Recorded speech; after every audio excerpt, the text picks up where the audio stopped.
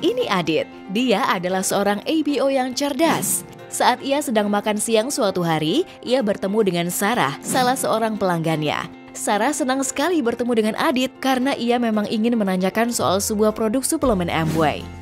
Adit dengan senang hati menjelaskan manfaat dan khasiat suplemen tersebut kepada Sarah. Sarah tampaknya tertarik, tapi ia masih punya banyak pertanyaan. Setelah mendapat penjelasan produk secara mendetail, Sarah masih tetap tak yakin apakah harganya sesuai dengan manfaatnya. Adit merasa kalau sebentar lagi penjualannya akan berhasil.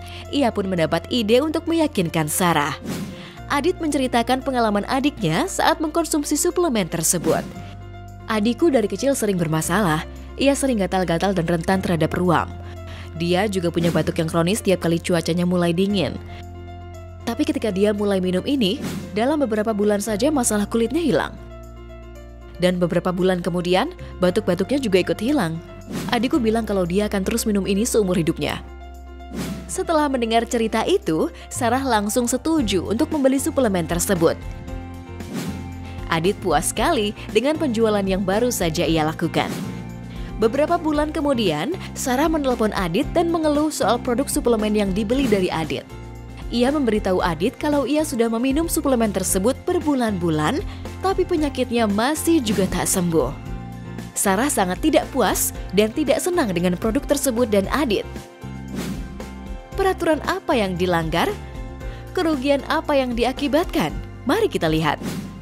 Adit menceritakan produk tersebut dari pengalaman pribadi adiknya yang menciptakan ekspektasi tertentu untuk pembeli.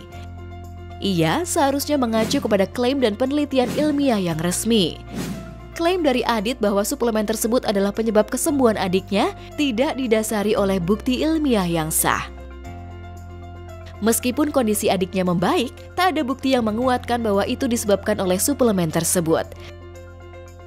Pendekatan penjualan Adit malah mengakibatkan hilangnya kepercayaan pelanggan terhadap produk itu sendiri, terhadap Adit, dan mungkin terhadap Amway juga. Saat menjual atau mempromosikan produk Amway, para ABO harus tetap mengacu pada kode etik yang berkaitan dengan klaim produk. Mari kita lihat bagaimana kode etik tersebut bermanfaat bagi Anda dan Amway. ABO tidak ditempatkan pada persaingan yang tak sehat karena klaim antara satu ABO dengan ABO lain akan konsisten dengan pernyataan resmi dari Amway.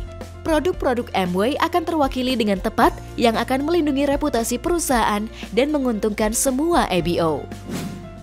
Para ABO dan Amway akan terlindungi dari resiko Undang-Undang Perlindungan Konsumen yang ada kalau para ABO tetap mengacu pada klaim resmi Amway.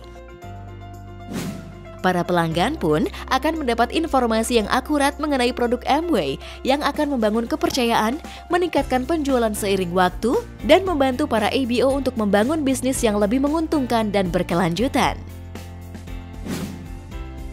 Sangat penting untuk diingat bahwa membuat klaim yang tak berdasar akan beresiko merugikan kesehatan dan kesejahteraan pelanggan dan juga pelanggaran hukum dan etika yang berat. Mendidik para pelanggan mengenai produk Amway adalah inti dari proses penjualan, dan inilah yang membedakan Amway dari produk-produk lain di pasaran. Agar semua bisa berjalan dengan baik, para ABO harus mematuhi peraturan yang ada.